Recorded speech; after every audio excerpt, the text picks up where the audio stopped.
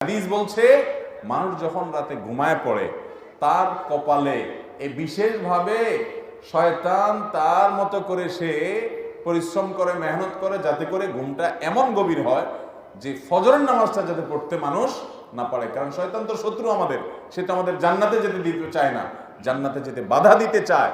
জান্নাত থেকে বের হতে হয়েছে তাকে আমাদের বাবা আদমের কারণে, এই জন্য আমরা যেন সেই জান্নাতে যেতে না পারি, এটাই তার চ্যালেঞ্জ। এই জন্য দেখবেন 24 ঘন্টার মধ্যে সবচাইতে আরামের ঘুমটা কখন হয়? ঠিক ফজরের ওয়াক্তের সময়।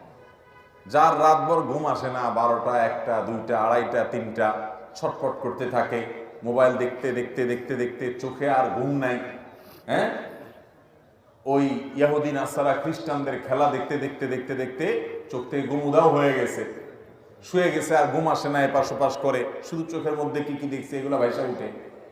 তারও দেখবে